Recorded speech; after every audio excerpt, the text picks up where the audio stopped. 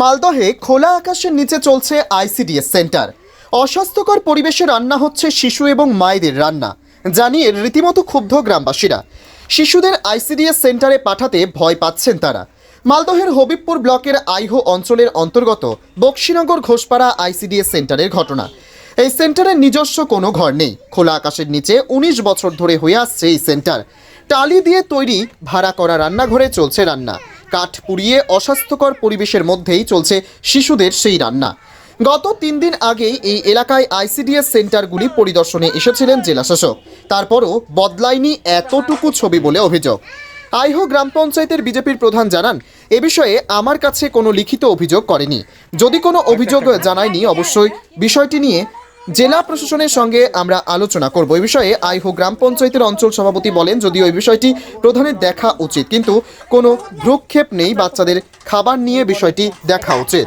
ছোট বাচ্চাদের খোলামেলা জায়গা পাঠাতে ভয় লাগে, কোথায় চলে টলে যাবে নাকি, এই জন্য ভয় লাগে। এই তো এটাই আমাদের বাড়িটার মধ্যে মানে খোলা জায়গাতে হয়, আমাদের একটু অসুবিধা হয়। যদি একটা ঘর করে দেয় বা জলের ব্যবস্থা করলে খুবই ভালো হয়। রোডের ওই পার থেকে আমাদের জল নিয়ে আসতে হয়, তো খুবই কষ্ট হয়। দিদির জলটা আমি এনে দিই, মানে দিদির তো খুব অসুবিধা হয়, টাইমের মধ্যে আসতে হয়, তো বাচ্চাদের জল ধর আমি এনে দিই। কিন্তু ঘর করলে খুব অসুবিধা হয়, মানে বৃষ্টি পড়লে গেলে তখন আমার বাড়ির ভিতরে, আমার বাড়িটা ছোট, খুব ছোট জায়গার মধ্যে, তাও কষ্ট করে করতে হয়। এই যে এরকম করেই করছি, দেখতেই পাচ্ছেন যেরকম করে করছি। এই বৃষ্টি হলে খুব অসুবিধা হয়, তখন বাড়ির ভেতরে করি। আর বাচ্চাদের নিয়েও একটু অসুবিধা হয়, যাতায়াতের পিচ্ছল হয়ে যায়, তখন বাড়ির মধ্যেই বসাই, খুব অসুবিধাই হয়। একটা ঘর হলে ভালো হয়, নিজস্ব জায়গা হলে। এইভাবে আর সবকিছু তো দেখতেই বুঝতেই পারছেন। খুব খোলা আকাশের তলায় করি, ১৯ বছর থেকে করছি এখানে। খুব অসুবিধাই হয়, বাচ্চাদের লেখাপড়া করানো, বাচ্চাদের খেলাধুলা করানো আমাদের খুব অসুবিধা হয়। খুব অসুবিধা নিয়ে আমরা কাজ করি এখানে। বিষয়ে আমি কোনো অভিযোগ বা কোনো লিখিত কোনো কিছুই আমি জানি না। আজ থেকে আমি মানে 2013-তে আমি মেম্বার ছিলাম, 13 থেকে আবার 18-তে আমি এসে উপপ্রধান হয়েছি, এবার বর্তমানে আমি প্রধান আছি।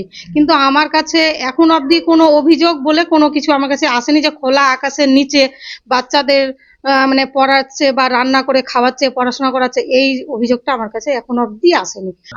আমিও ব্যবস্থা নিব, তার সেটা তো অবশ্যই নিতে হবে। তার জন্য তো বিডিও সাহেব আছে বা সুপারভাইজার যে আছে, যে ম্যাডাম, সে ম্যাডামও তো নিতে পারে।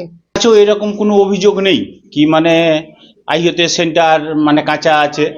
যদি সেন্টার সেরকম কাঁচা থাকে, সে সেন্টারে বিডিও অফিসে যদি জমা করা যায়, তাহলে কিন্তু সঙ্গে সঙ্গেই এসে সেন্টার মানে তৈরি হয়ে যাবে। এবং আমাদের টাকা মানে সরকারের কাছে টাকাও অ্যাভেলেবেল। কিন্তু ঘটনা হচ্ছে, যদি না খবর পাই তাহলে তো অসুবিধা।